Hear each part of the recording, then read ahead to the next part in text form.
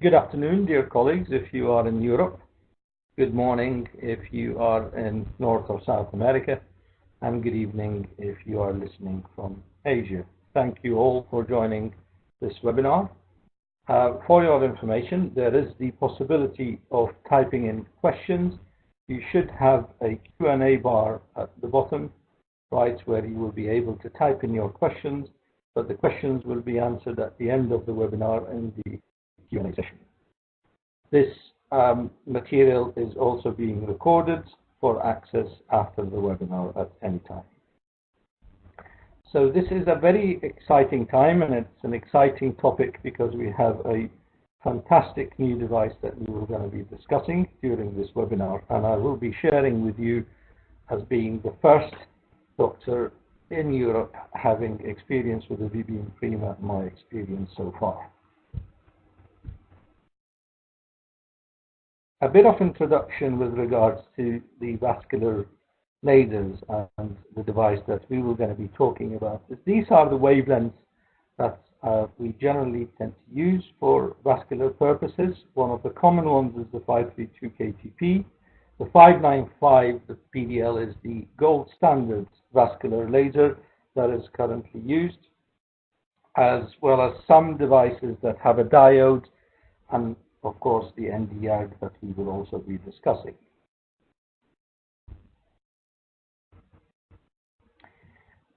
The choice of the wavelength in vascular laser is important, and whilst there are certain peaks for the hemoglobin in terms of absorption for vascular purposes, one of the key things is to ensure that this wavelength is not too short, whereby the depth of penetration is a limitation and too much of that light will be absorbed on the surface, which is the epidermis, potentially creating problems at epidermal level. On the other hand, if the wavelength is too long, then there is less absorption by hemoglobin, and therefore to compensate, higher energy is needed. And this is the reason why the wavelength 595 nanometer, which is used in pulse dye laser, is an ideal wavelength, because it is not short in terms of too much absorption at the epidermis, and not long enough in terms of lack of absorption by oxyhemoglobin. So it sits nicely between the short and the long wavelength, where there is adequate penetration to most of the vessels and the skin, with less risk in terms of epidermal overheating and less wastage of that energy. This diagram really illustrates that one of the key principles, that with the visible light and the near infrared wavelengths, that as the wavelength increases, the depth of penetration increases.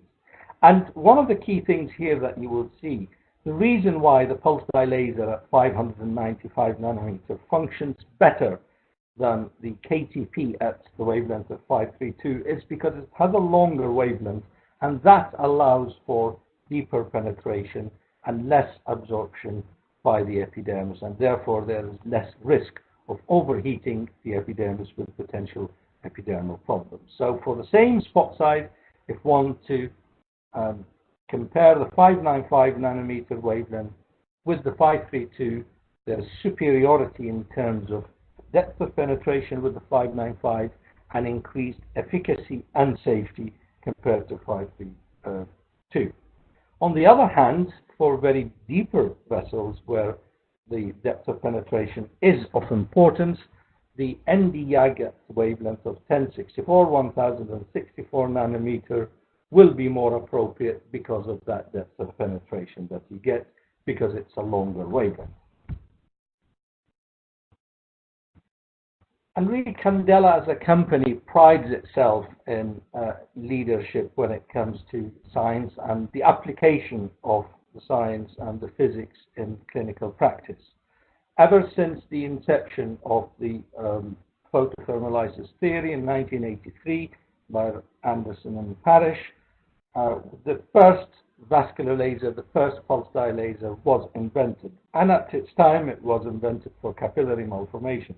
And what you can see here from this slide is the evolution of the pulse dye laser over the years with different wavelengths, starting initially from 577 nanometer. In 1996, the choice of 4 wavelengths was studied, and it was chosen that the 595 was the best wavelength in terms of adequate depth of penetration with good uniform coagulation and heating of the vessels with less risk on the epidermis. And that's why since then, with the Vbeam Classic moving forward in 2000, the choice of the wavelength 595 nanometer was chosen. Most of us who are dealing with vascular lasers should be familiar with the Vbeam Perfecta, which is an absolutely outstanding laser in vascular use, which is a 595 nanometer. But we are very pleased to announce the arrival of the new Vbeam, which is the Vbeam Prima. This is the Vbeam Perfecta, which is the present and past, which has multiple indications beyond primary vascular conditions, and you can see different spot sizes. And one of the unique things for the Vbeam is the linear elliptical spot size, which is the 3 by 10 millimeter spots, which you can trace the individual linear telangiectasias and vessel, and also the tunable pulse widths, whereby you can choose very short all the way up to longer pulse duration, depending whether you would want purpura or coagulation matching the vessel diameter. So what is different then, since we have the Vbeam Perfecta? Well, so now moving on to the Vbeam Prima. One of the first differences between the Prima and the Perfecta is the addition of the 1064 nanometer Nd:YAG wavelength. So we're dealing in the Vbeam Prima with 2 wavelengths, the 595 nanometer pulse dye and the 1064 nanometer Nd:YAG, which, as I explained earlier in one of the slides, that the longer the wavelength, the deeper the penetration. And in this case, this means that within one platform, you will be able to treat all vascular conditions in terms of depth, where if you have a deeper component of the vessel, such as venous blood, leg veins, then you'll be able to choose the 1064 nanometer wavelength, which will penetrate deep. And for most of the other more superficial vessels, you can choose the 595. So within the same pathology, within the same patient, within the same treatment, some areas might require the 595 nanometer wavelength, whereas some other areas may require the 1064 nanometer. And this is a huge advantage and addition, and the addition of the 1064 nanometer allows for this customization of treatments based on the depth.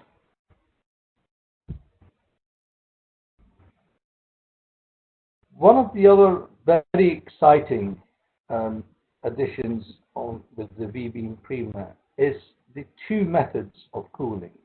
Now, Candela as a company prides itself to this patent of DCD, which stands for Dynamic Cooling Device, which is the spraying of tetrafluoroethane spray that is a cryogen spray that selectively and spatially cools the epidermis without the risk of vasoconstriction into the papillary dermis, the vessels that are found in the papillary dermis, and you will be able to dial in the amount of cryogen spraying and the time between the spraying, depending on the pathology and the skin type and the fluids that you're using. Most of us who are familiar with Candela devices are extremely happy with the DCD, which has superiority over other methods of cooling. Now, the other advantage is the contact cooling, which is the EverCool, and this is particularly useful when there is brown targets or dyschromias, where the energy is required also to be absorbed at epidermal level. And from my experience also, this is particularly useful for patients who are extremely sensitive and find the spraying with the DCD somewhat sensitive to them, with the use of the applying gel and the contact cooling that decreases the sensitivity and increases patient's comfort. You will see from the slide that you are able to dial in the degree of temperature that is required with the Evercool, from very cold to somewhat less cold, so 10 degrees, 15 degrees, or 20 degrees. And that will depend on the skin type, that will depend on the degree of chromophore, depends on the fluents that are used. So now within the same machine, you have two wavelengths, depending on the depth and your target of the vascular. And you also have two methods of cooling. Now, you may want to say that you're very familiar with the DCD and want to continue with the DCD, which is absolutely fine. But for those clinicians who are more used to contact cooling and prefer the contact cooling, then that choice is there. In my practice, personally, I am using both the DCD and the contact cooling, and I rely on the contact cooling for very sensitive patients, or where I'm also treating a mixture of vascular and dyschromia, such as in conditions of poikiloderma of Savant. One of the other advantages of the contact cooling is when you would like to apply gentle compression, such as, for example, in a venous lake.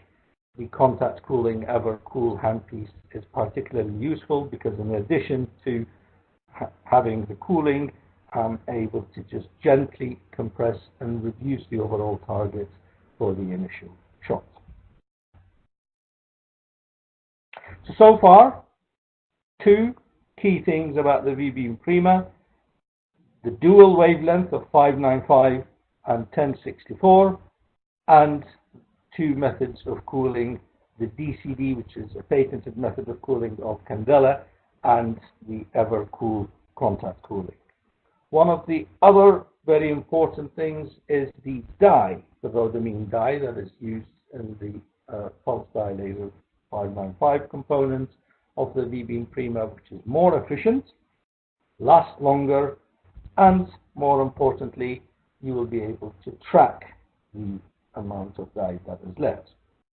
So on the screen, you are able to see that there is this tracking system whereby you'll be able to track exactly how much dye that is left, which will allow you to anticipate for further dye, and that is a very unique thing in terms of the use of the dye and the efficient use of dye.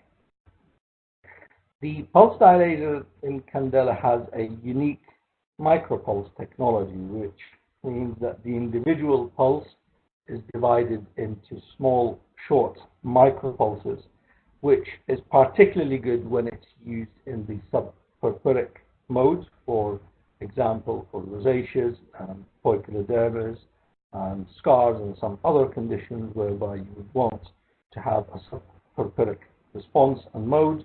Within the same pulse, the energy is divided into micropulses, which allows for greater safety and that subpurpuric threshold.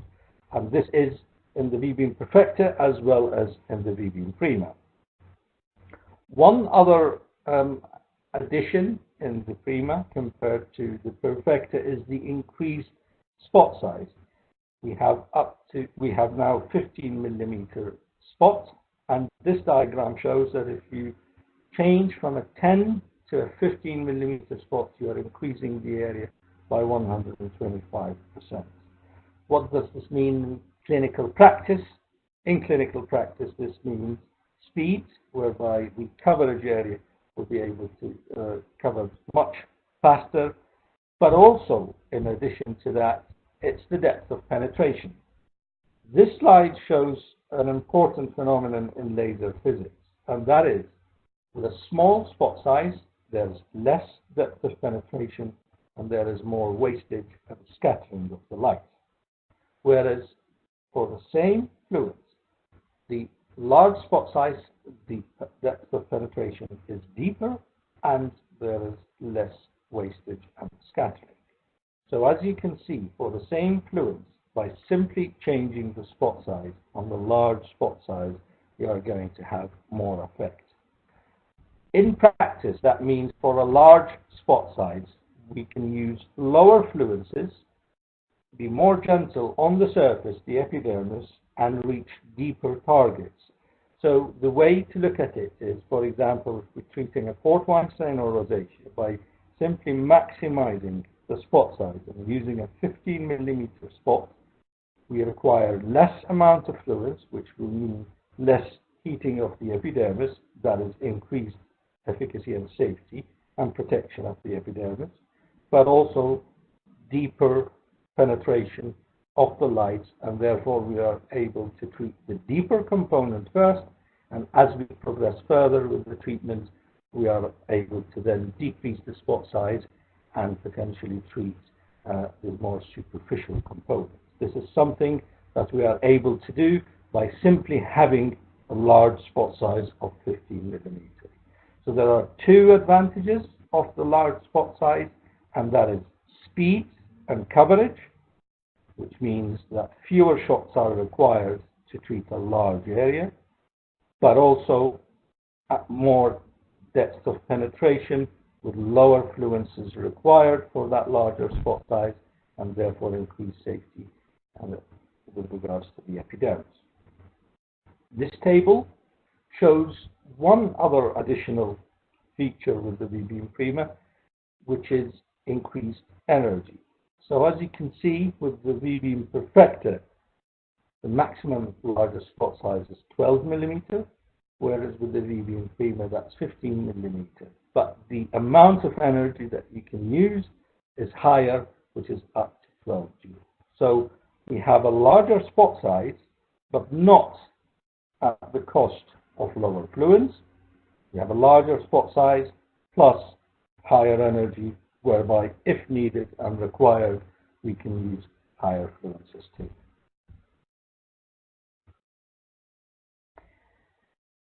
And for those of you who are familiar with the Vbeam Perfecta, this table once again illustrates some of the key differences between the Vbeam Perfecta and the new Vbeam, the Vbeam Prima. So we still have the 595, but with the Vbeam Prima we have the addition of the 1064.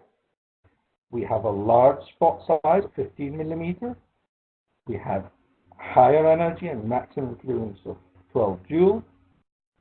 We have more efficient dye that we are able to track, and we have two methods of cooling, the existing DCD in the Vbeam Perfecta, as well as the Evercool, which is the term used for contact cooling. One of the other advantages is the zoom handpiece that allows you to change the spot size with increments of 0.5 millimeter. So with the Vbeam Perfecta, currently you have a 5 millimeter spot, for example, and you have a 7 millimeter and a 10 millimeter, but you cannot choose 8 millimeter or 4 millimeter. With the Vbeam Prima, you are able to choose a 3, 3.5, 4, 6.5, 8, 8.5 millimeter, and you are able to adjust the spot size with your handpiece with increments of 0.5 millimeter, which means that particularly for smaller targets and for vessels, you are able to dial in exactly the spot size that is required. I just want to highlight, in this slide, I want to highlight one feature. If you will look at the 1064 and the YAG laser, two things I would like to highlight here. One is the frequency up to 10 Hertz, which is speed. And the other feature is the difference in pulse duration in 1064, where you can go up to 60 milliseconds, but more importantly, you can go in sub-millisecond modes in the microsecond mode. And those of you who are familiar with certain techniques, whereby you use a large spot size at high frequency in a sub-millisecond mode in the NDI in multi-passes, so-called painting technique for heating the skin or rejuvenation, this will allow you to do exactly the same with the Vbeam Prima. So with the Vbeam Prima, you can use the 1064 NDI in the long pulse modes, but you can also use it with the high frequency, higher hertz in the sub-millisecond or so-called microsecond mode in a painting technique for some applications such as acne, rosacea, diffuse redness, flat scarring, rejuvenation, or tightening in combination with other treatments. This is often something that is not often discussed or talked about, but nevertheless is a great advantage of having this short pulse duration and higher frequency, the Nd:YAG and the Vbeam Prima. So some of the other features, as I already explained, the zoom handpiece that you can incrementally increase by 0.5 millimeter spot size, but there is also a remote Wi-Fi connectivity whereby you'll be able to, whereby the engineers will be able to have access to the system, and a very good, useful guided user interface where I have reviewed all the settings, and they're extremely helpful, and it's a step up from the current applications user guide interface that is in Vbeam Perfecta, with newer indications such as, for example, post-filler bruising, whereby the settings will be given too. Calibration is another feature whereby there's only a single use of calibration, which means once you switch on the Vbeam Prima, then you just need to calibrate it once, and if you're changing spot size or you're changing pulse duration or fluence, you do not need to recalibrate again. This is currently the case with the Vbeam Perfecta, but with the Vbeam Prima, there is only one single calibration, regardless of changing spot size, fluence, or pulse duration. So what can we use the Vbeam Prima for in clinical practice?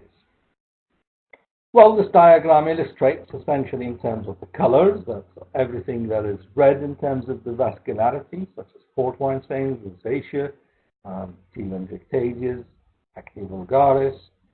You are able to treat dyschromia and benign pigmented lesion using the contact cooling handpiece.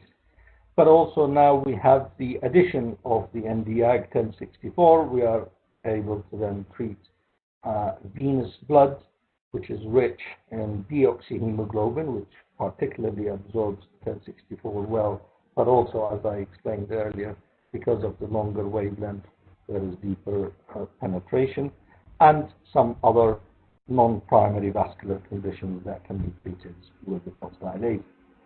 This is the way I always like to explain it, that the pulse dilator in clinical practice can be used in so-called primary vascular conditions and non-primary vascular conditions, or conditions with a vascular component, but they are not primarily vascular, and by treating that vascular component, you can get improvements. Examples of these are warts or verrucas, stretch marks, striae rubra, scars in terms of scar prevention, as well as active scar management, inflammatory acne vulgaris, nail psoriasis. These are all non-primary vascular conditions which can certainly be treated very well with a pulse dilator, and there are numerous articles to back this up. So once again, this is just a selection of some of the conditions that can be treated with the Vbeam Prima, where all of these conditions have studies to back this up. I would like to spend a minute discussing about the Nd:YAG, because this is often a wavelength that doesn't get the same amount of attention as the pulse dilator in vascular users, but the long pulse Nd:YAG can certainly be used for the deeper vascular components, as I explained, because of the longer wavelength and therefore deeper penetration, but particularly useful for venous blood, and that is because venous blood is rich in deoxyhemoglobin, which absorbs the 1064 wavelength very well.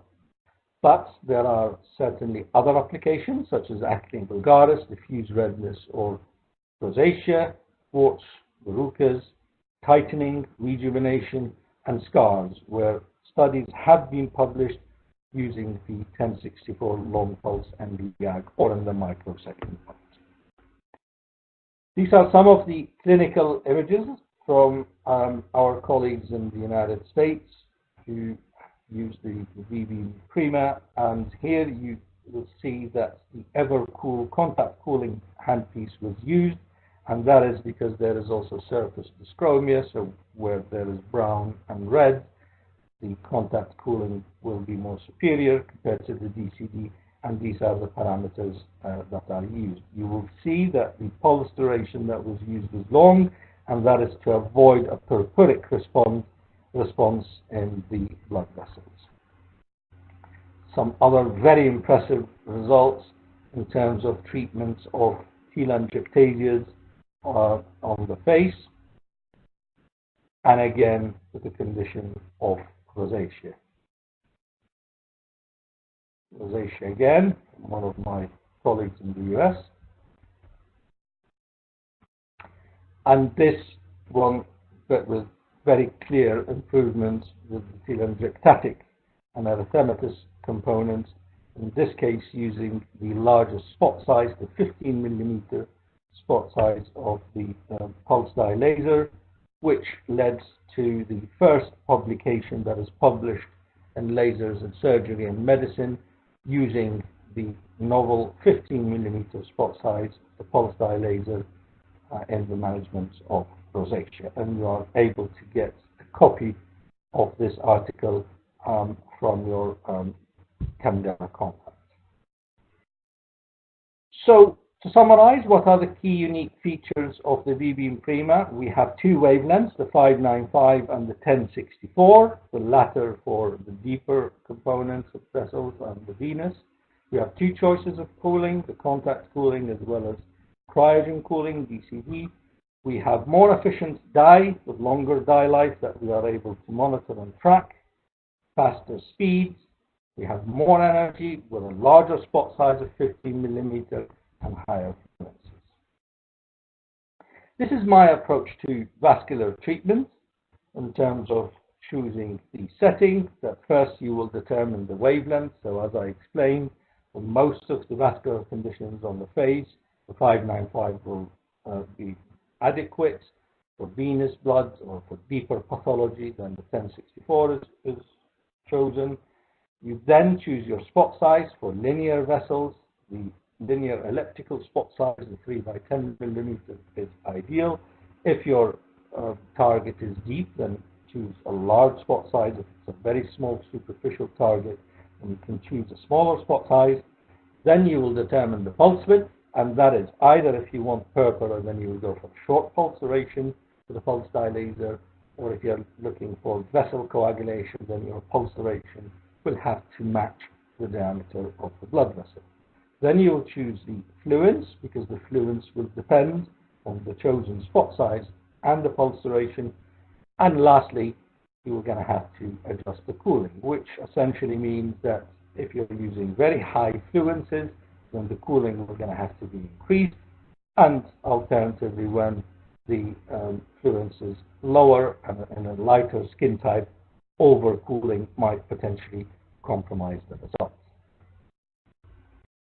So I have had the honor of having the first Vbeam Prima outside the United States, and I'm very pleased to say that the United Kingdom is the first country in Europe to have the Vbeam Prima, and my experience has been extremely satisfactory, and very, very pleased and impressed with this fantastic machine. Here you can see this is a hemangioma, and therefore you'll be using a large spot size. This would limit the number of treatments that is required with a 15 millimeter spot. This was after one single session where there's a combination of the linear elliptical spot size to trace the individual vessels, and then a large 15 millimeter spot size to treat the entire face, and the patient was extremely happy after one treatment session. Venous lakes like these can be safely treated with the Vbeam Prima, and in this case it will be the 1064 wavelength for this venous blood, and the advantage here that you can use the contact cooling, whereby you can apply gentle compression initially to reduce the amount of targets and heat up the venous lake. And as I say, this indication of bruising, whether it's traumatic or post-injections, is also in the guide interface, and you can hear clearly, very impressively see after 24 hours, you can actually see the range of the spot size, and in 72 hours it's completely clear. Using a large spot size in this part of the body will allow for better depth of penetration. Periorbital veins, which will be treated with the 1064 nanometer, and here is why the handpiece, whereby you can incrementally adjust and increase the spot size by 0.5 millimeter spot, is incredibly important, because in some parts you may want to use a 4 millimeter spot, and in other parts you may want to use a smaller spot size, a 3 millimeter spot, and you are able to exactly match that and do that with the Vbeam Prima, with the handpiece that can be incrementally increased and adjusted by 0.5 millimeter spot size. Scars that are hypertrophic or keloidal, because of the depth of penetration and you want to get deep, this is where a large spot size of the 595 can work very well, and therefore, and thereafter, once the scars are flatter, then you can use somewhat smaller spot size. But the large spot size in this case will allow for good depth of penetration. And often here there will be a combination of approaches, but the Vbeam Prima will work wonders in this case. This is one single treatment for port wine stain using the 15 millimeter spot size and the contact cooling. The patients called me afterwards and said he was very happy and very impressed with the results. You can see very nicely that there has been very good reduction after one single treatment. So what has been my personal experience using the first Vbeam Prima in Europe? It is a great machine with having the versatility of the addition of adding 1064 nanometer. I am now able to, in one platform, treat deeper vessels. The 15 millimeter spot size is great, and I'm using it for poikiloderma, civet, for rosaceas, for port wine stains, hypertrophic scars. The contact cooling handpiece is particularly useful when there is dyschromia and for patients with sensitive skin. The once daily calibration makes things much easier, and I would summarize by saying the Vbeam Prima is a perfect, complete vascular platform to treat all vascular conditions. This is my last slide. And once again, we'll go through the key features of the Vbeam Prima, and that is having two wavelengths, 595 and the 1064, with two methods of cooling, the DCD cryogen spray as well as the contact cooling, a larger spot size of 15 millimeter spot with higher fluence, with smarter use of the dye and a tracker of monitoring the dye, a more convenient once daily calibration, as well as a very good updated guided user interface. So I would like to thank you all for listening and joining the webinar, and we now have time for questions and answers.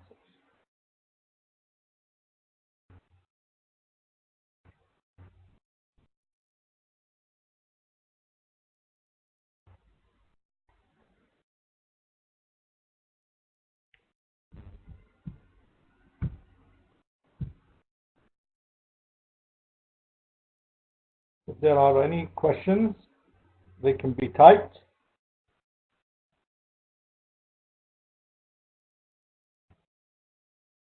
So one question is about the combination of 595 and 1064 in a single patient.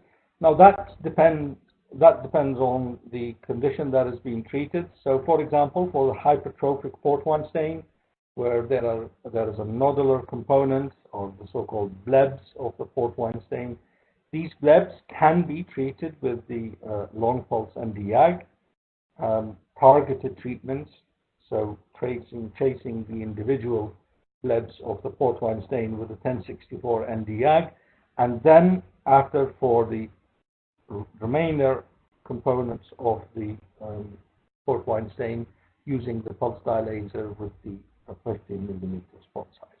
There is also a relatively recent publication published in the Journal of European Academy of Dermatology and Venereology using the combination of the Vbeam Perfecta 595 and the Gentle YAG from Candela, the Nd:YAG, and the pulse dye laser in hemangiomas, where the thicker components of the hemangioma was treated with the 1064 and the more flat components with the 595.